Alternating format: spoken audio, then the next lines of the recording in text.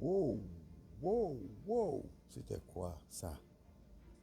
Oh my God. Bonjour tout le monde. Bonjour tout le monde. Comme vous savez déjà, c'est votre commentateur préféré, Bobo. Ce matin, nous allons toucher une bombe. Nous allons parler du dernier thriller de Monarch Legacy of Monsters saison 2. La question sur toutes les lèvres par rapport à ce nouveau thriller. Qui est ce nouvel ennemi de notre duo préféré, Godzilla et King Kong? Qui est-ce? Si vous êtes amateur de films de monstres, restez ici.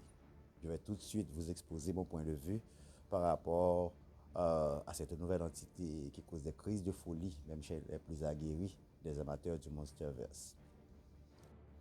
Dans cette courte vidéo, nous allons présenter quelques positions qui sont déjà présentées sur le net par rapport à qui pourrait être ce nouvel antagoniste. Enfin, et aussi, nous allons dire pourquoi nous ne sommes pas d'accord.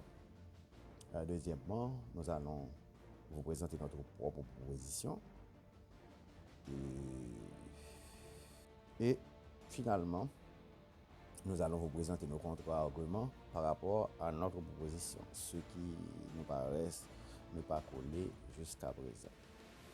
Disons rapidement que le monstre détecté n'est pas King Kong, ce n'est pas Godzilla, et pour finir, ils disent que c'est plus grand, bon, je dirais plus fort, plus puissant que King Kong est plus fort que Godzilla.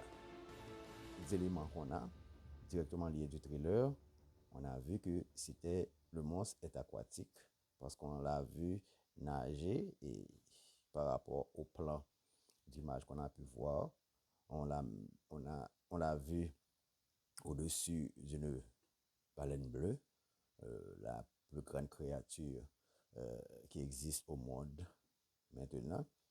Et la baleine ressemblait à un petit poisson par rapport avec ce que nous avons pu voir. Finalement, suivant le thriller aussi, on a vu que non seulement le monstre était aquatique, mais qu'il pouvait aussi nager et qu'il pouvait aussi fouler la terre ferme. Donc, c'est un massive unidentified terrestrial organisme, il est terrestre.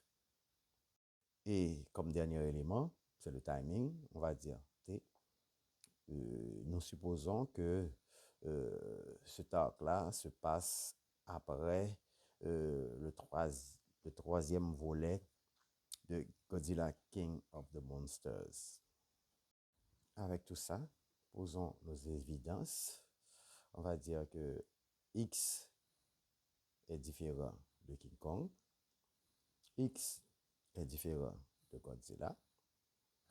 On a aussi X est supérieur à King Kong et supérieur à Godzilla.